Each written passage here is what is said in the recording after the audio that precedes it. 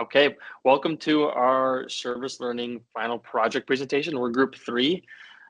Today we have with us my name's Jake, Allison, August, Avery, Brian, and Zandri. And today we're going to be talking about our service learning final and the research and the conclusions that we came up with as we worked with the Stats 2 class here at the Woodbury School of Business. On the next slide, I'm going to switch it over to Brian to go over our agenda. Thank you, Jake. As our project is called Preparing for the Future, as this indicates leadership training, and a part of this, we would provide employee resource groups known as ERGs and have a clear advancement pathways. The goal is to have an inclusive workplace with equitable treatment and opportunities for all. The next point I'll reach on is priorities. As we focus on data-driven insights to provide inclusivity, equip leaders with empathy and skills to support their teams, and address disparities in career development, as we work to create a culture where all employees feel valued. And next, I'll talk about the timeline as is resembled here, where we have an overview of where we had our project proposal, the different data sets in which we exchanged with the Stats 2 class, and then our final presentation run through, and then this final presentation and other deliverables delivered to the professor or other entities as well. Now I'll turn the time over to August. Thank you so much. Hi, I'm going to be going over the data collection methodology. How did we get this information, and where did it come from? Moving on to the next slide, we're going to see that the purpose of the study was to examine predictors of job insecurity and satisfaction across demographic groups.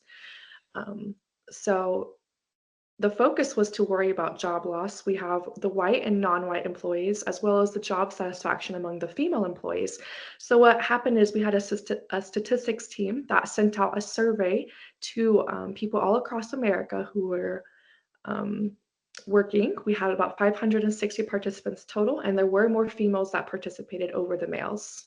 Moving on to the next slide.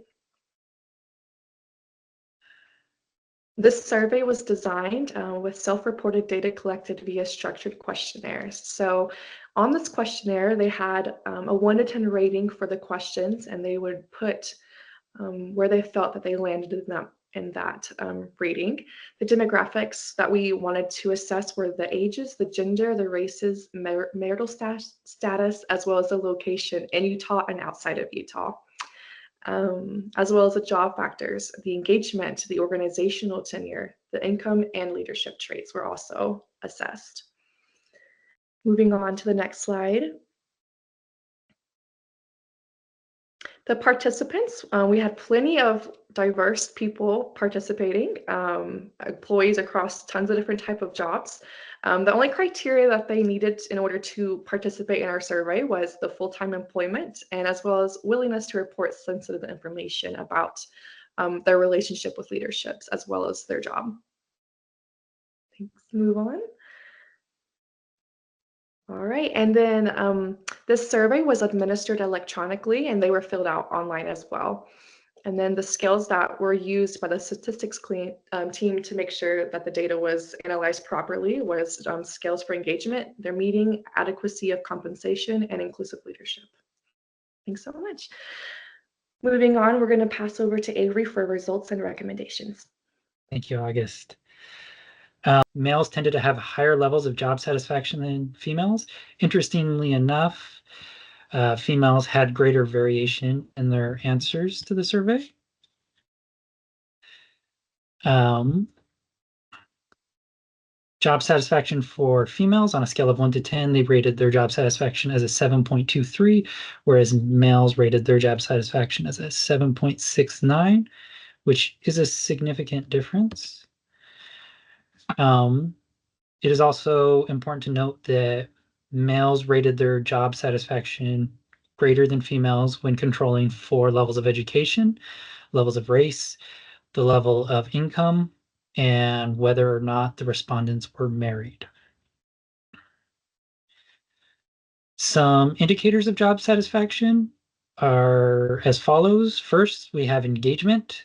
For every 1% increase that female respondents had in their engagement scores, they increased 0.1293 in their job satisfaction scores. Men had a similar increase at 0.1513. Next one is finding the meaning in work. Females found that this indicated females had an increase of 0.4196 for every point increase in meaning of work, whereas men had a 0.4879 increase. Adequate compensation is another thing that is important to both male and female respondents, with females having a 0.1664 increase for every point, and men having a 0.2320 increase. Interestingly enough, an indicator for women or for female employees and not male employees is leadership availability. Female employees that felt that their leader was more available and increased that rating on the scale had a 0.336 increase for every point increase on that scale in job satisfaction. Some recommendations that our team is proposing is that leaders should foster an inclusive environment, focusing their efforts on DEI inclusion programs.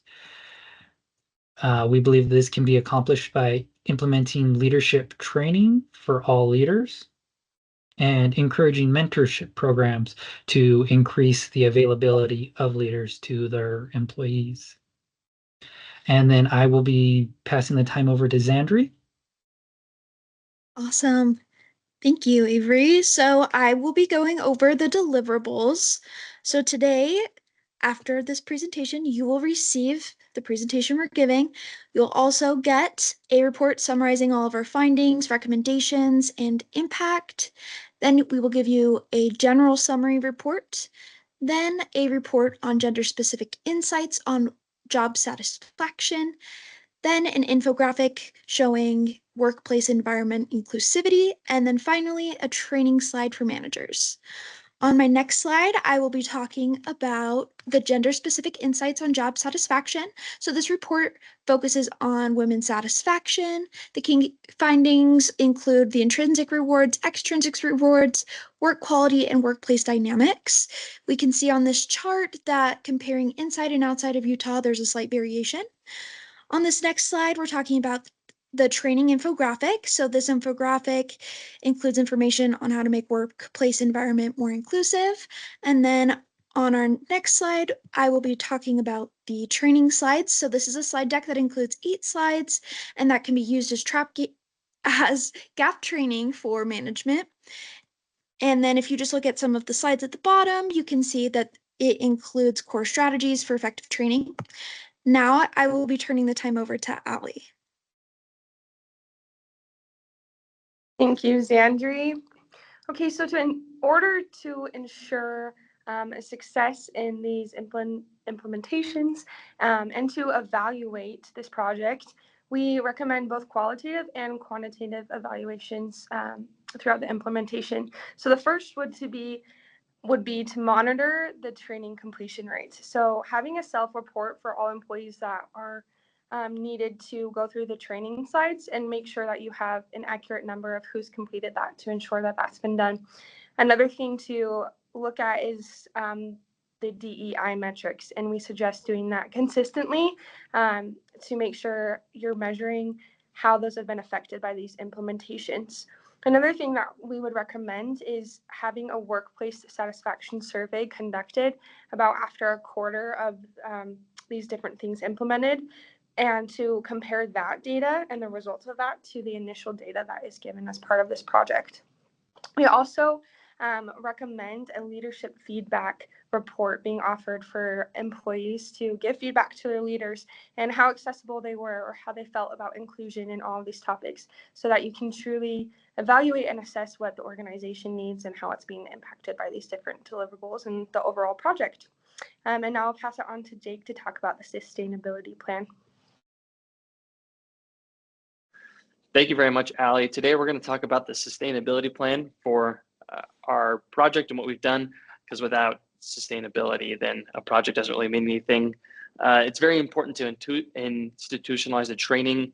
If we are able to integrate into our onboarding and leadership programs, that's where this really comes through.